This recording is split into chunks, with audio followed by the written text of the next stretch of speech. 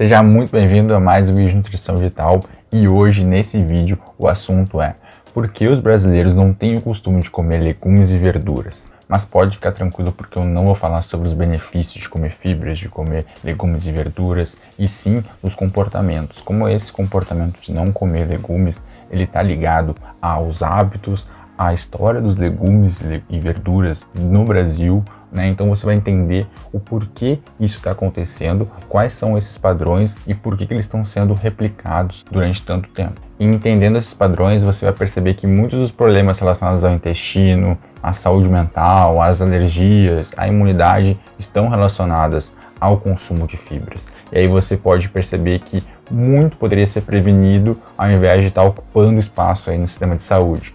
Então é isso que eu quero te mostrar, como comportamentos antigos estão ditando os teus comportamentos atuais. Então deixa aquele like e te inscreve aqui no canal, porque é muito importante para o canal crescer cada vez mais, certo? Dito isso, bora pro vídeo. Então vamos lá. Já parou para pensar o porquê você come arroz todos os dias e você alguns dias não come legumes?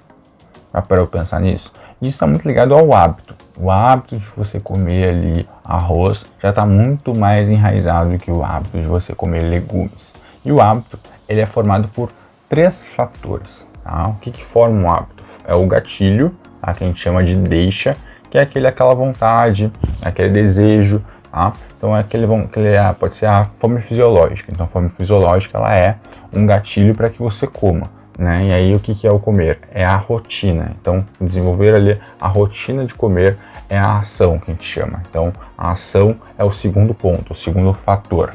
Tá? E essa ação ela vai levar sempre a uma recompensa. E isso forma um hábito. Então você tem ali a deixa, né, o gatilho, você tem ali a rotina, que é aquilo que vai fazer a ação, né, que vai fazer com que você tenha a recompensa. Então é uma série de 3 fatores que vão fazer você ter um hábito ou não.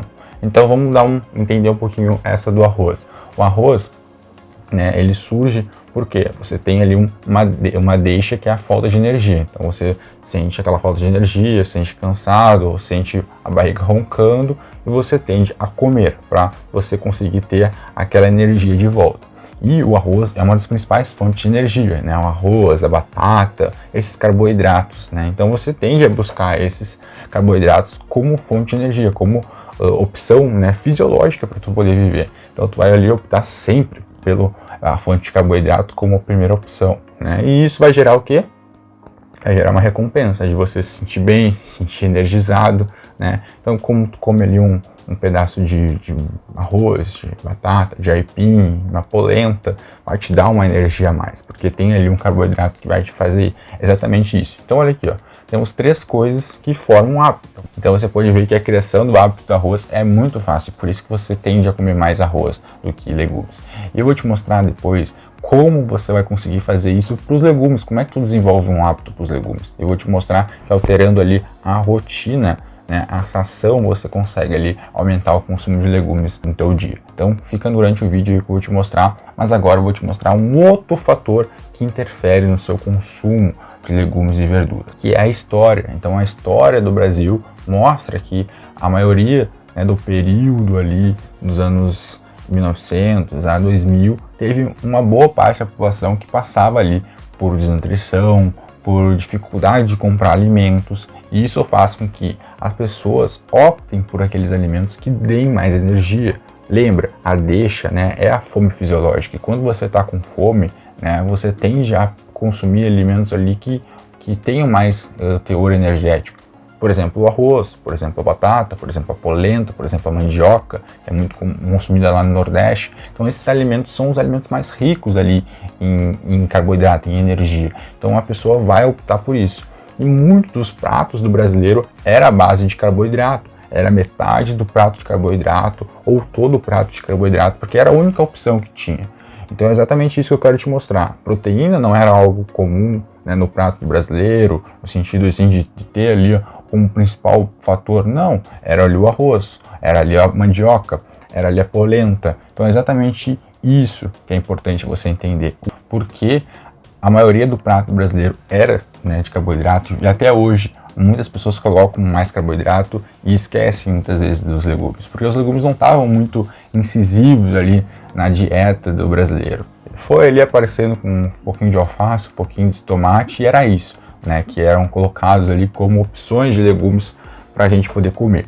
Então eu quero te mostrar que sim, as memórias afetivas, as antigas, né, que fazem você passar de pai para filho, de avô para neto, é baseada nisso, é baseada no carboidrato, é baseada ali nessa fonte de energia mais rápida, né? Então a pessoa não tinha o consumo ali, um consumo muito deliberado de legumes, de verduras. Então por isso que não tem estabelecido ainda assim na cultura que tenha que consumir ali meio prato de legumes, ou tenha que consumir ali 25% do prato de legumes. E como não era presente na alimentação brasileira, não tinha um preparo muito grande para isso. Você ia lá, comia ela crua, né?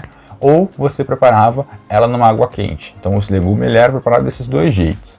E isso muitas vezes não era atrativo, principalmente para as crianças, era mais utilizado pelos adultos, por conta dessa questão dietética, por conta dessa questão dos benefícios do intestino, os benefícios, né, que você conhece já do consumo de fibras, do consumo de legumes, das vitaminas que tem. Então era mais consumido por causa disso do que por causa do sabor, do aroma, né, que era comer um legume. Então as pessoas não tinham uma preparação adequada e isso foi passando de geração em geração.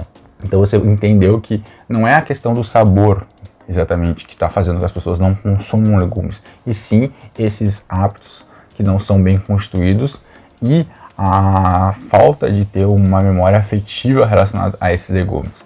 Normalmente as pessoas têm ali alimentos mais energéticos como os arroz, batata, polenta, aipim, porque isso era o que estava presente no dia a dia. Mas ainda bem que existem algumas formas de você poder agir, mesmo na infância, ou também na vida adulta, na terceira idade, você tem como introduzir isso, né, já que a pessoa não tinha esse hábito, ou não tinha essa história prévia com o consumo de legumes muito clara. Então o que a gente pode fazer? Vamos lembrar ali da constituição de hábitos. Existe a deixa, que é o gatilho que faz com que a pessoa tenha, né, a vontade de comer, que é a fome fisiológica. Então isso já está tranquilo, a gente tem firme e a gente consegue manter, como o do arroz. Já a recompensa também a gente consegue manter, porque é a sensação de que a pessoa tem energia, de que a pessoa está bem energizada, e isso faz com que a pessoa, né, tenha uma recompensa. Então a recompensa e o gatilho é os mesmos, a gente vai utilizar os mesmos da pessoa, né, que estava comendo ali o arroz puro, ou que estava comendo o arroz com maior quantidade. O que a gente vai mudar? É a rotina, né? Então é a ação. Antes a pessoa ia preparar o arroz, ela prepara rapidamente ali, ou faz uma preparação mais elaborada do arroz, e já tem isso basicamente automático. Já o legume não, o legume ela fazia ali na água ou fazia cru. E é isso que a gente vai mudar, o modo de preparo, esse ritual tu muda e faz com que esse legume seja algo interessante, seja algo principal entre aquela refeição. A partir disso você coloca o legume, né, não só como um incremento, e sim como um dos principais elementos daquela refeição. Então o legume tu vai preparar ele refogado, então tu vai ter que colocar ali uma cebola, um alho, um tempero, para tu poder mostrar para ti mesmo que aquilo ali não é um incremento, não é algo irrisório, e sim algo principal daquele prato. Vai fazer com que tu tenha a rotina de ter aquele legume como ter o arroz, como ter a proteína, entende? Um outro modo de poder consumir esses legumes, se você não gosta, se não gosta mesmo do legume, é você camuflar ele. Isso foi muito bem feito ali na Segunda Guerra Mundial, onde os americanos, né, tinham que mandar muita proteína para fora, e acabava que o mercado interno não tinha a quantidade suficiente para atender a população, que era basicamente de mulheres e crianças que tinham ali naquele país, naquele momento, que a maioria dos homens estavam na guerra. Então o que os americanos perceberam? Que eles tinham que consumir ali uma outra fonte de proteína que não era tão amigável assim, digamos, que era a fonte de miúdos. Então os miúdos foram incluídos na dieta do americano por conta da Segunda Guerra. E aí o que aconteceu? A partir disso, o pessoal que era da Secretaria, né, de Saúde, né, acabaram tendo que camuflar esse fígado, esse miúdo, para que a pessoa não percebesse que estava consumindo aquilo, porque as pessoas não queriam consumir aquilo. E como é que foi feito isso? A partir de receitas, aonde que as pessoas colocariam ali num bolo de carne, colocariam um fígado incluído ali, e a pessoa não iria perceber o sabor do fígado por conta dos temperos, por conta da toda a preparação que ia ter, né? Então ela já pega mais ou menos alguma coisa que já existe, ela já tem conhecimento, por exemplo, o bolo de carne, um hambúrguer, algo que a pessoa já tem ali uma certa afinidade, coloca alguma coisa diferente, que é o que você quer acrescentar, que nesse caso seria o fígado, né, ou o miúdo, e depois coloca novamente algo que a pessoa tem já afinidade. Então era isso que eles começaram a fazer, incluir na alimentação, né, daquele americano esses tipos de miúdos. E é exatamente isso que tu pode fazer. Então, ao invés de tu utilizar o legume como algo que tenha que ser assim, não, como uma refeição principal, você faz ali ele camuflado. Então você pode fazer um arroz com uma cenoura, com uma ervilha, né? Você pode fazer aqueles bolinhos de legumes, você pode colocar no molho de tomate, você pode colocar um pouco de cenoura, você pode colocar ali no purê de abóbora algumas linguiças, assim, que vai fazer com que tu misture ali aquele sabor e que tu nem perceba que você está consumindo aquele legume, aquele vegetal. E a partir disso, você incluindo na tua rotina, você vai ter muito mais vivências prazerosas com os legumes e com as verduras. Você vai ter muito mais memórias afetivas relacionadas a verduras e aos legumes, porque você vai estar na tua rotina. E a partir disso fica muito mais fácil para a próxima geração ter ali aquele consumo de verduras, aquele consumo de legumes, porque ele já vai ser espelhado nos teus costumes. Então é exatamente isso que eu quero que você entenda, e sim, isso vai ser refletido na saúde, quanto tua, quanto das outras pessoas que estão ali na tua volta, da tua geração. Então você vai levar mais saúde, vai levar mais prevenção, vai fazer com que as pessoas não fiquem doentes tanto quanto os teus antepassados. Então é exatamente isso que eu quero te mostrar. Se fez sentido, deixa aquele like, te inscreve aqui no canal, porque é super importante entender o que está por trás da pessoa não consumir algo, ou de não gostar de algo, né? Muitas vezes não é porque a pessoa não foi lá e provou e não gostou, e sim porque ela nunca teve contato, ou nunca foi estimulada da forma correta.